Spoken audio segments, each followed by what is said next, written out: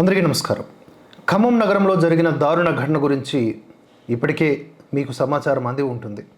అయితే ఒకసారి ఒక చిట్టా తీద్దాం.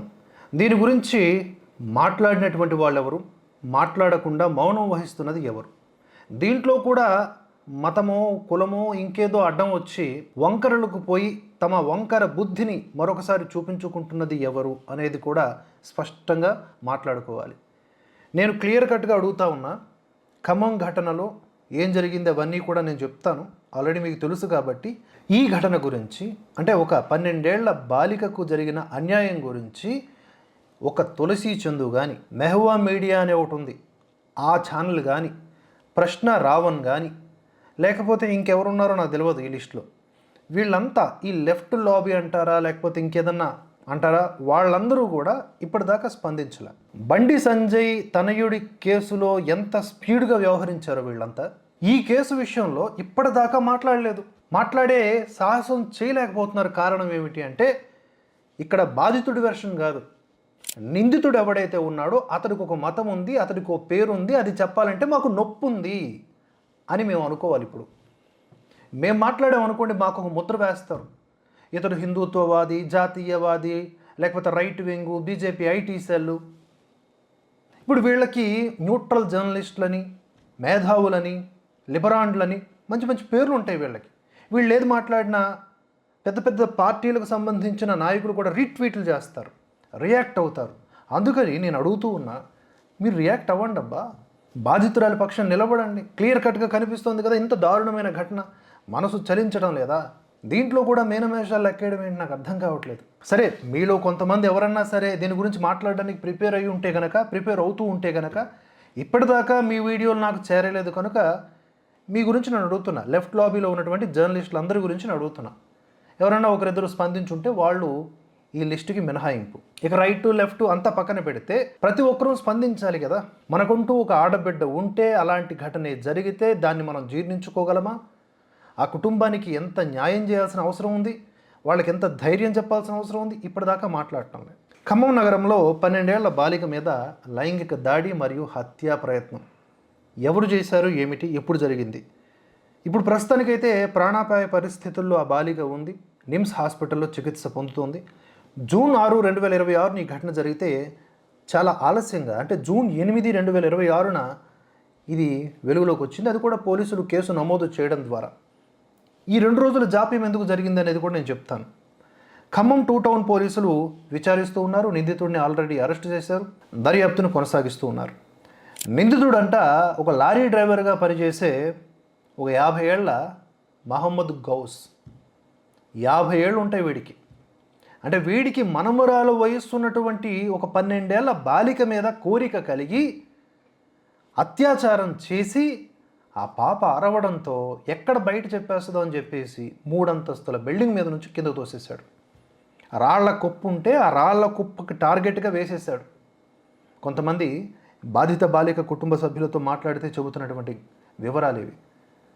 కానీ బాధిత బాలిక కొన ఊపిరితోనైనా సరే బ్రతికింది. బ్రతికి 2 రోజుల తర్వాత మాట్లాడే స్థితికి వచ్చిన తర్వాత, అంటే ఇప్పుడు ప్రస్తుతానికి ఇంకా ప్రాణాపాయ పరిస్థితిలో ఉన్న, మధ్యలో వచ్చిన ఆ మెలకువలో ఆవిడ చెప్పినటువంటి విషయాలు ఏంటంటే, ఆ పాప ఇదిగో పలానా వాడు ఇలా చేశాడు, మనం ఎక్స్ప్లెయిన్ చేయలేము అవన్నీ, నన్ను ఇలా తోసేశాడు అలా చేసి అని చెప్తే, అప్పుడు బాధిత బాలిక కుటుంబ సభ్యులు ఈ ఘటనని ఎలా తీసుకోవాలి, ఎలా ట్యాకిల్ చేయాలో తెలియక పోలీసులను ఆశ్రయిస్తే అంత జాప్యంగా ఈ విషయం వెలుగులోకి రావడం, కేసు నమోదు కావడం జరిగింది. అయితే ఈ మహమ్మద్ గౌస్ అనేవాడు ఉన్నాడు కదా, వీడికి పొలిటికల్ ట్రాక్ కూడా ఉంది. అంటే బీఆర్ఎస్ పార్టీకి సంబంధించిన కార్యకర్త అని చెప్తున్నారు.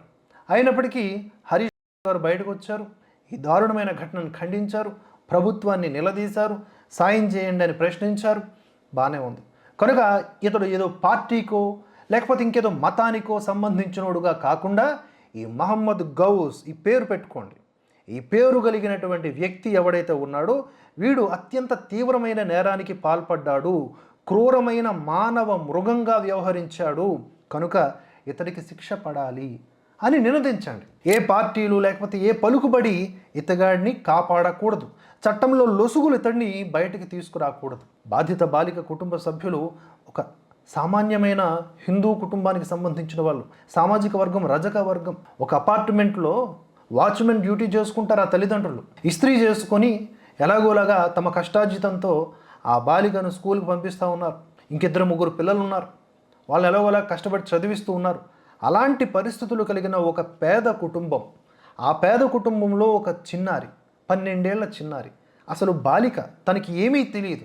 ఇప్పుడు మొత్తం బాల్యం మొత్తం నాశనం చేసేసాడు ఈ మహమ్మద్ గౌస్ గారు. వీడికున్న వికృతమైన కోరికల వలన, వికృతమైన ఆలోచన వలన ఈ పరిస్థితి ఒక బాలికకు వచ్చింది. ఇలాంటి నేర ప్రవృత్తి కలిగిన మనిషి ఈ 50 ఏళ్ల కాలము జనాల్లో తిరిగాడు. వీడు మంచోడిగా, పెద్దవాడిగా, సెటిల్మెంట్లు చేసేవాడిగా పేరు గడించాడు. గతంలో కిడ్నాపులు కూడా చేసినట్లుగా కొన్ని అభియోగాలు ఉన్నట్లుగా తెలుస్తోంది. అటువంటి వ్యక్తి ఒక అపార్ట్మెంట్లో ఉన్నప్పుడు అతని నుంచి జాగ్రత్తగా ఉండవలసినటువంటి హెచ్చరికలు కూడా అక్కడ లేకపోవటం చాలా దారుణమైనటువంటి పరిస్థితి. ఏదేమైనా కూడా ఆ పాప ఈ పశువుకి బలైపోయింది. ఈరోజు హాస్పిటల్లో చికిత్స పొందుతూ ఉంది. తొలుత లైంగిక దాడి, ఆ తర్వాత ఆ పాప అరుపులు కేకలు పెట్టడంతో 3 అంతస్తుల భవనం నుంచి తోసేశాడు.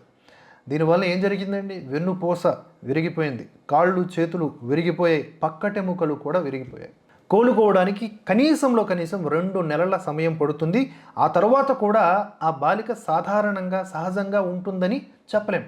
సరదాగా బ్యాగ్ వేసుకుని స్కూల్కి వెళ్ళిపోతుంది అని మనం నమ్మలేం. ఎందుకంటే వెన్నుపూసకు దెబ్బ తగిలితే అది చాలా ప్రమాదకరమైనటువంటి గాయం. ఆవిడ మళ్ళీ మాట్లాడగలదు, మాట్లాడలేదు, ఎప్పటికీ అలాగే బతికిన శవం మాదిరిగా అనకూడదు, అలా జరగకూడదు. మళ్ళీ నార్మల్గానే ఆ పాప తిరిగాడితే బాగున్ను. ఇలాంటి నరరూప రాక్షసుల మీద పోరాటం చేసే గొప్ప శక్తివంతురాలైన మహిళగా ఎదిగితే బాగున్ను. కానీ ఇన్ని గాయాల తర్వాత ఆ పాపకి నార్మల్ స్టేజ్ వస్తుంది అంటే చెప్పలేం ఏం జరుగుతుందో. 2 నెలలు ఆగితే కానీ చెప్పలేం. తొలుత ఖమ్మం ప్రైవేట్ హాస్పిటల్కి తరలించారు. అక్కడ చికిత్స చేయలేమంటే కిమ్స్కి పంపించారు. ఆ తర్వాత ఇక్కడ ఈ మహమ్మద్ గౌస్ గాడి మీద పోక్సో కేసు నమోదు చేశారు. కనుక బాధిత కుటుంబ సభ్యులు కానీ, బాధితురాలు కానీ, వాళ్ళకి సంబంధించిన వివరాలని పూర్తిగా మనం డిస్ప్లే చేయకూడదు, చెప్పకూడదు. ఆ తర్వాత వేసవి సెలవులు ఆనందంగా ఉందామనుకొని ఇలా తాతగారి దగ్గర ఆడుకోవడానికి వచ్చినటువంటి ఆ బాలిక ఈ రాక్షస మృగం చేతిలో చిదిమివేయబడింది అనేది కొన్ని వార్తాపత్రికల సారాంశంగా నేను చెప్తున్న లైన్. ఎందుకు ఇలా చెప్తున్నానంటే, చిన్నారుల ఆలోచనలు, వారి భావాలు ఎంతో మధురంగా, ఎంతో తేలికగా, ఎంతో ఆనందకరముగా ఉంటాయి. అవి ఈరోజు ఎలా నాశనం చేయబడ్డాయి ఒక క్రూరమైనటువంటి మృగం వలన అనేది ఒక్కసారి మనం ఆ పరిస్థితుల్లో ఉండి ఆలోచిస్తే ఇలాంటి ఘటనల పట్ల రియాక్ట్ అవ్వాలి, ఇది మన బాధ్యత అని కనీసం ఈ సోకాల్డ్ జర్నలిస్టులకైనా అనిపిస్తుంది. ఇప్పటిదాకా మాట్లాడలేదే. అరే బండి సంజయ్ తనయుడు కేసు కంటే కూడా ఇది సెన్సిటివ్ కేసే కదా. అది సెన్సిటివ్ కేసు, ఇది సెన్సిటివ్ కేసు. దాని మీద సెన్సేషనల్గా వేసినటువంటి వార్తలు, కథనాలు దీని మీద ఎందుకు లేవు? ఈ ప్రొఫెసర్ నాగేశ్వరరావు మాట్లాడా లేదా ఇప్పటి వరకు నాకు తెలియదు. దాని మీద మాత్రం వాక్ రూట్ చేయడు. అప్పట్లో అలాగే దిగంబర కాంబ్లే గురించి కూడా వీళ్ళు మాట్లాడలేదు, సైలెంట్గా. అంత సెలెక్టివ్ అప్రోచా? ఇంత నీచమైనటువంటి ప్రవృత్తి, ఇంత ద్వంద్వ వైఖరి కూడా కాదు, దొంగ వైఖరి అంటారు దీన్ని. నీతి, నిజాయితీ అని చెప్పి పెద్ద పెద్ద లేబుల్స్ పెట్టుకుంటారు, మేధావితనం అని చెప్పేసి పొగిడించుకుంటారు. సమాజంలో బాధితుల పక్షాన నిలబడలేని మీ యొక్క బలహీనత మీ మేధావితనమా, పిరికితనమా, ఇంకేదన్నా పన్నాగమా? ఇంకొక దారుణమైన విషయం ఏంటంటే, నేను ఈ న్యూస్కి సంబంధించి ఇంటర్నెట్లో సెర్చ్ చేస్తే ఈనాడులో ఒక వ్యాసం వచ్చింది, ఒక 10 లైన్ల వ్యాసం. ఇతర మిగతా పత్రికల్లో కూడా అలాగే వచ్చింది, వెబ్సైట్లలో. ఎక్కడ కూడా నిందితుడి పేరు స్పష్టంగా వేయలే. దిశ అనే ఒక వెబ్సైట్లో మాత్రం నిందితుడి పేరు కనిపించింది. మిగతా ఎక్కడ కూడా ఒక నరరూప రాక్షసుడు, ఒక మృగము, ఒక వ్యక్తి, వాడికి పేరు లేదా? ఎందుకు ఇంత బలహీన స్థితిలో ఉన్నారు? మీది జర్నలిజమా? మీది ఒక బతుకా? అంత పెద్ద పెద్ద మీడియా హౌసెస్ పెట్టుకొని ఉన్నటువంటి వార్తని యథాతథంగా అందించడానికి మీకేంటి ప్రాబ్లం? ఇక్కడ ఎవడైనా మతాన్ని నిందించినట్ట, ఒక పేరు చెబితే రాము అంటే హిందుత్వాన్ని నిందించినట్ట, మహమ్మద్ గౌస్ అని అంటే ఏకంగా ఇస్లాంని నిందించినట్లా కాదు కదా. వాళ్ళు ఏమన్నా మతాలకు అంబాసిడర్లా? ఇలాంటి బలహీన మనస్తత్వం ఏంటి? రాజకీయ నాయకులు అంటే ఎలాగో సంతుష్టీకరణ రాజకీయాలు చేయడానికి అలవాటు పడిపోయారు. మీ జర్నలిజం ఏమైంది? మీరు కూడా ఈ సంతుష్టీకరణ వీడియోలు చేయడంలో అలాగే కొనసాగుతున్నారా? నిండిపోయి ఉన్నారా? ఇది చాలా బానిసపు తత్వము, దారుణమైనటువంటి భావజాలం. ఇది మార్చుకుంటే మంచిది. నేను ఇప్పటికీ చెప్తున్నా, ఇదే వార్త మనం కవర్ చేస్తే ఒక పొలిటీషియన్ పట్టించుకోడు, ఒక పోలీసు పట్టించుకోడు. వీళ్ళు మాత్రం మేధావులుగా చలామణి అవుతుంటారు. వీళ్ళు న్యూట్రల్ జర్నలిస్టులు అంట. కామెడీ కదా. అందుకని ఆ న్యూట్రల్ జర్నలిస్ట్ని నేను అడుగుతూ ఉన్నా, కోరుతూ ఉన్నా, రిక్వెస్ట్ చేస్తూ ఉన్నా, గట్టిగా మాట్లాడండి దీని గురించి. 8వ తారీఖున బయటకు వచ్చింది కదా, ఇవాళ 11వ తారీఖు. అంటే ఘటన జరిగి 5 రోజులు అయిన తర్వాత కూడా ఇంకా టైం కావాలి ఏమైనా డౌట్స్ ఉన్నాయా? ఇంకేం డౌట్స్ ఉన్నాయి? హరీష్ రావు గారు వచ్చి మాట్లాడారు, తుమ్మల నాగేశ్వరరావు గారు వెళ్ళి మాట్లాడారు, వీళ్ళందరూ కూడా కలిశారు. ఈ ప్రెజర్ పెరిగిన తర్వాత హాస్పిటల్కి వెళ్ళి వీళ్ళు కలిసి వచ్చి బయటకు వచ్చి మాట్లాడారు, మీడియాతో మాట్లాడారు. హరీష్ రావు గారు అయితే కొన్ని కీలకమైన విషయాలు చెప్పారు, ప్రభుత్వాన్ని ఎండగట్టారు. ప్రభుత్వం పట్టించుకోవడం లేదు, బాధిత బాలికకి భరోసా ఇవ్వాలి, ఆవిడకి అవ్వాల్సినటువంటి ఖర్చులన్నీ వాళ్ళే చూసుకోవాలి, వాళ్ళు మెడిసిన్స్ కొనుక్కోవడానికి బయటికి వెళ్తున్నారు, కిమ్స్లో మెడిసిన్స్ కూడా లేవు అని చెప్పి ఆయన ప్రూఫ్ చూపించారు. అంతేకాకుండా తెలంగాణ రాష్ట్రంలో రోజుకి 5 నుంచి 6 కేసులు, పోక్సో కేసులు నమోదవుతున్నాయంట. అంటే బాలికల మీద అత్యాచారాలు.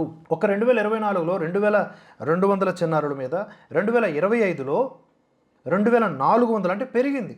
చిన్నారుల మీద ఈ పోక్సో కేసులు, అత్యాచార కేసులు నమోదవుతున్నాయి. అంటే కట్టుదిట్టమైనటువంటి భద్రతా చర్యలు చేపట్టకపోవటం వల్ల జరుగుతున్నటువంటి పరిస్థితులు కదా ఇవి, దారుణాలు కదా. ఈ లెక్క ఎన్సీఆర్బీ చెప్తోంది, ఎన్సీఆర్బీ డేటా. దీన్ని కూడా ఆధారంగా చేసుకుని హరీష్ రావు గారు మాట్లాడారు. అక్కడ తుమ్మల నాగేశ్వరరావు గారు కూడా వెళ్ళారు, వాళ్ళ నియోజకవర్గంలో ఉన్నటువంటి హాస్పిటలే కాబట్టి అక్కడికి వెళ్ళారు. వెళ్ళి అక్కడ పాప కోలుకోవడానికి 2 నెలలు టైం పడుతుంది, మేము చూసుకుంటాం అనేలాగా ఆయన కూడా మాట్లాడారు. ప్రభుత్వమే ఖర్చులు భరిస్తుందని చెప్పారు. కానీ ఇక్కడ మ్యాటర్ అది కాదు. ఎవడైతే ఈ దురాఘాతానికి, దుర్మార్గానికి పాల్పడ్డాడో ఆ మహమ్మద్ గౌజ్ అనేవాడిని ఫాస్ట్ ట్రాక్ కోర్టులు పెడతారా, ఇంకేం పెడతారా పెట్టండి. సిపి సజ్జనార్ గారు ఏం చేస్తారో చేయండి సార్. వీడిని కఠినంగా శిక్షించండి. ఒక 50 ఏళ్ల వయసు వచ్చినటువంటి ఉన్మాది వాడు ఈ విధంగా బాలిక మీద అత్యాచారాన్ని కొడిగడితే వాడికి ముందు సేఫ్టీ అండ్ సెక్యూరిటీ చూశారంట. అందుతున్న సమాచారం ప్రజాగ్రహానికి లేదా బాధిత కుటుంబ సభ్యుల ఆగ్రహానికి అతడు గురి కాకుండా అతన్ని ముందుగా కంచె వేసి రక్షించి, యాక్చువల్గా అతడు 6వ తారీఖునే బాలికను తోసేశాడు. తోసిన తర్వాత చాలామంది ప్రమాదవశాత్తు పడిపోయి బాలిక ఈ విధంగా ప్రాణాలు కోల్పోయే పరిస్థితి వచ్చింది అని అనుకున్నారు. ఎప్పుడు ఆ బాలిక కోలుకోనంత వరకు. యాక్చువల్లీ ఇక్కడ నేరగాడు కూడా, ఈ నిందితుడు కూడా అదే విధంగా భావించాడు, ఇలా తోసేస్తే పోలా అన్నట్లుగా, చనిపోతుందని భావించి. కానీ బాలిక కోలుకుంది, నిజం చెప్పేసింది. ఆ తర్వాత సీన్ మొత్తం రివర్స్ అయింది. వీడిని పట్టుకుందాం, వీడిని పట్టుకొని 4 చితకబాద్దాం అని అనుకుంటే దానికి కూడా కొన్ని రక్షణ వలయాలు ఏర్పడ్డాయంట. పోక్సో కేసు అని ఒకటి బుక్ అవ్వంగానే ఆ రక్షణ వలయాలన్నీ కూడా చెరిగిపోయాయంట. ఎవరు ఆ రక్షణ వలయాలు అంటే ఇతడికి సంబంధించిన పొలిటికల్ నెట్వర్కో, కాంట్రాక్ట్ నెట్వర్కో, ఇంకేదన్నా నెట్వర్కో. ఆ వ్యక్తులకు నేను అడుగుతా ఉన్నా, మీ కుటుంబ సభ్యులకు ఇలా జరిగితే మీరు అలాగే వ్యవహరిస్తారా? అలా ఎవరైనా నిందితులకు సపోర్ట్ చేస్తూ ఉంటే, ఇంత దారుణానికి ఒడిగట్టినటువంటి నిందితులు అంటే టెక్నికల్గా నేను మాట్లాడుతూ ఉన్నా, ఇలాంటి దారుణాలకు ఒడిగట్టినటువంటి దుర్మార్గులకు సపోర్ట్ చేస్తే మీరు తీసుకోగలరా? కనీసం నైతిక విలువలు లేనటువంటి సమాజంలో ఉన్నాం. ఖమ్మంలో జరిగినటువంటి ఈ దారుణ ఘటన ఏదైతే ఉందో దీని మీద ప్రభుత్వం సీరియస్గా దృష్టి పెట్టాలి. దీని నమూనాగా ఈ యొక్క దుర్మార్గుడు ఎవడైతే ఉన్నాడో వాడిని శిక్షించేటటువంటి కోణం ఆధారంగా భవిష్యత్తులో ఎన్సీఆర్బీ 2026 లెక్కలు వచ్చేసరికి చిన్నపిల్లల మీద అఘాయిత్యాలు, దారుణాల సంఖ్య పడిపోవాలి, కింద పడిపోవాలి, సగానికి పైగా. అప్పుడే మీరు చిత్తశుద్ధి కనబరిచినట్లుగా. గతంలో ఎన్కౌంటర్లు చేసిన ఘనత కూడా ఉంది కదా, మరి ఇప్పుడు ఏమైంది? ఎందుకు కనిపించట్లేదు? ఇంకా మాట్లాడాలని ఉంది, కానీ చెప్పాను కదా, ఈ లెఫ్ట్ లాబీ మాట్లాడితే చూద్దాం అనుకుంటున్నా. మాట్లాడతారో లేదో చూద్దాం. జై హింద్, జై భారత్.